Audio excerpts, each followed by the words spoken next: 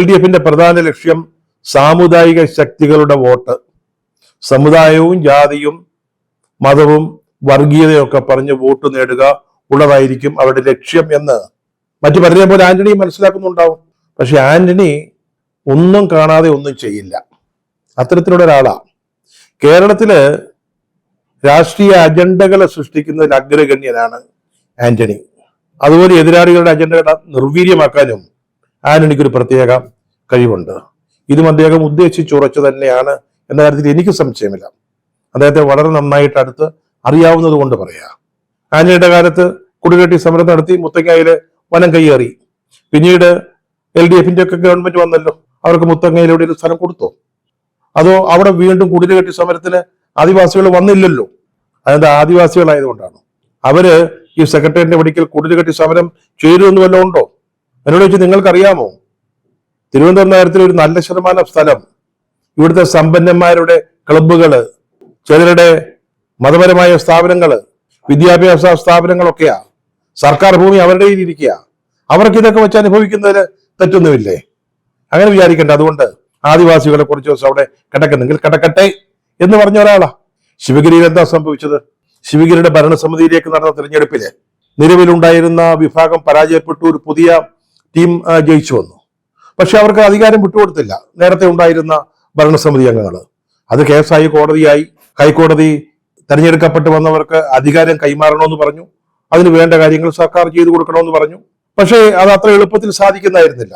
ഒരു വിഭാഗം അധികാരം വിട്ടൊഴിയാൻ സമ്മതിക്കാതെ നിൽക്കുകയാണ്.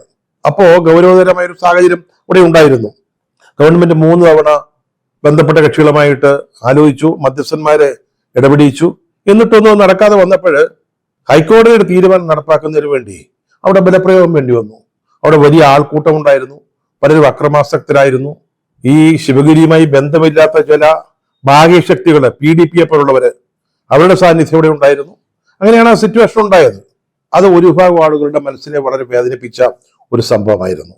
അതിനെ തുടർന്ന് നായനാർ അധികാരത്തിൽ വന്നപ്പോഴാണ് ഭാസ്കരൻ നായർ കമ്മീഷനെ, ജുഡീഷ്യൽ കമ്മീഷനെ വെച്ചത്. അവിടുത്തെ നടപടിയിൽ പോലീസിന് യാതൊരു തെറ്റും സംഭവിച്ചിട്ടില്ല, വീഴ്ചയും ഉണ്ടായിട്ടില്ലെന്നാണ് ഭാസ്കരൻ നായർ കമ്മീഷന്റെ റിപ്പോർട്ടിൽ വ്യക്തമാക്കിയിരുന്നത്. അന്നത്തെ സാഹചര്യം വെച്ച് നോക്കുമ്പോൾ അവിടെ അക്രമാസക്തമായ ജനക്കൂട്ടത്തിന്റെ സാന്നിധ്യമാണ് ബലപ്രയോഗത്തിന് കാരണമായത്. പോലീസിന്റെ മനസാന്നിധ്യത്തെ എനിക്ക് തോന്നുന്നു ശങ്കർ റെഡ്ഡി ആയിരുന്നു അന്ന് പോലീസ് ആക്ഷൻ നേതൃത്വം കൊടുത്തത്. അതിനെ കമ്മീഷൻ പ്രശംസിക്കുകയും ചെയ്തു. അതുപോലെയാണ് ഈ മുത്തങ്ങ സംഭവം.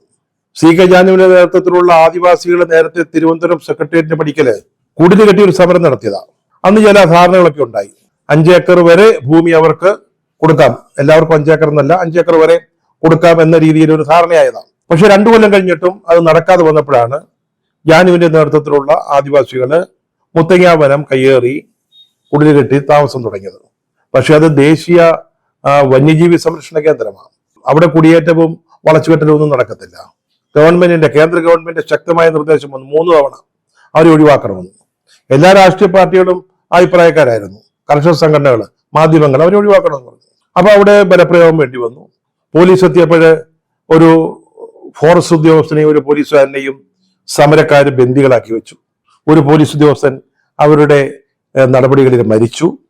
അതേ തുടർന്ന് പോലീസ് ആക്ഷൻ ഉണ്ടായി, വെടിവെപ്പുണ്ടായി. സമരക്കാരുടെ കൂട്ടത്തിലുണ്ടായിരുന്ന ജോഗി എന്നൊരു ചെറുപ്പക്കാരൻ മരിച്ചു. ഇതും അന്വേഷണ വിധേയമായി CBI ആണ് അന്വേഷിച്ചത്. അപ്പോഴത്തെ സാഹചര്യം വെച്ച് നോക്കുമ്പോൾ വെടിവെപ്പ് ന്യായീകരിക്കാവുന്നതായിരുന്നു എന്നാണ് CBIയുടെ കണ്ടെത്തൽ. പോലീസ് അവരെ നേരിട്ട രീതി ശരിയായിരുന്നു.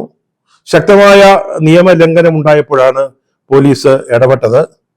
പറഞ്ഞാലോ, ആ സാഹചര്യത്തിലെ പോലീസിന്റെ ഉദ്ദേശശുദ്ധിയെ ചോദ്യം ചെയ്യുന്നത് ശരിയല്ല, ഉദ്ദേശശുദ്ധിയെ ചോദ്യം ചെയ്യാനാവില്ല എന്നാണ് CBI പറഞ്ഞത്.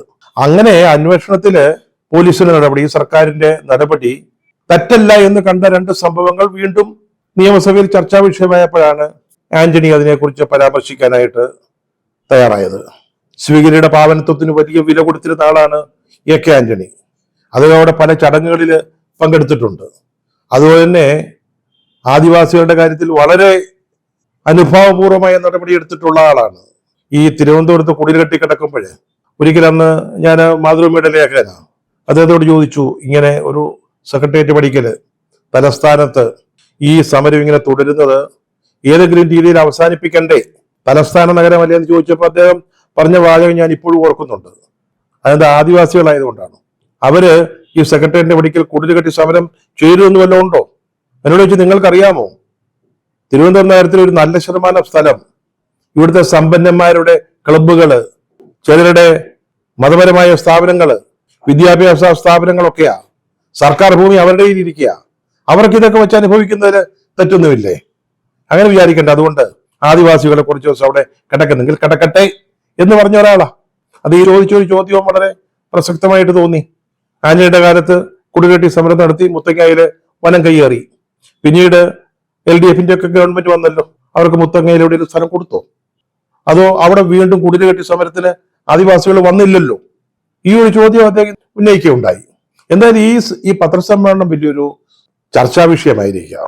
അതായത് ഞാൻ നേരത്തെ പറഞ്ഞല്ലോ, അത് ഇപ്പോഴത്തെ കോൺഗ്രസ് നേതൃത്വത്തെ ഒന്ന് അടിക്കുന്നതിന്, അവരെ ഒന്ന് വിമർശിക്കുന്നതിന് ചില ആളുകൾ ഇതിനെ പ്രയോജനപ്പെടുത്തുന്നതായിട്ടാണ് കാണുന്നത്. പക്ഷെ ആന്റണി ഒന്നും കാണാതെ ഒന്നും ചെയ്യില്ല. അത്തരത്തിലുള്ള ഒരാളാണ്. കേരളത്തില് രാഷ്ട്രീയ അജണ്ടകളെ സൃഷ്ടിക്കുന്നതിൽ അഗ്രഗണ്യനാണ് ആന്റണി. അതുപോലെ എതിരാളികളുടെ അജണ്ടകളെ നിർവീര്യമാക്കാനും ആന്റണിക്കൊരു പ്രത്യേക കഴിവുണ്ട്. ഇതും അദ്ദേഹം ഉദ്ദേശിച്ചുറച്ചു തന്നെയാണ് എന്ന കാര്യത്തിൽ എനിക്ക് സംശയമില്ല. അദ്ദേഹത്തെ വളരെ നന്നായിട്ട് അടുത്ത് അറിയാവുന്നത് കൊണ്ട് പറയാം.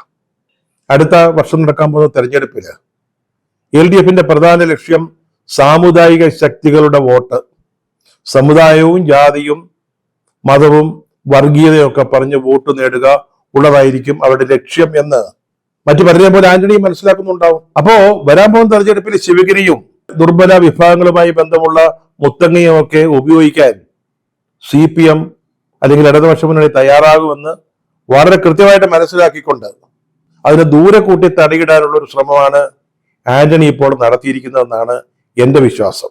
അതാണ് ആന്റണിയുടെ രീതി. അദ്ദേഹം പറഞ്ഞു, ഞാന് രാഷ്ട്രീയത്തിൽ പാത്ര സജീവമല്ലെങ്കിലും രാഷ്ട്രീയം വിട്ടിട്ടൊന്നുമില്ല, ഞാൻ ഇനിയും ചിലത് പറയാൻ ഉദ്ദേശിക്കുന്നു എന്ന് അദ്ദേഹം പറഞ്ഞിട്ടുണ്ട്.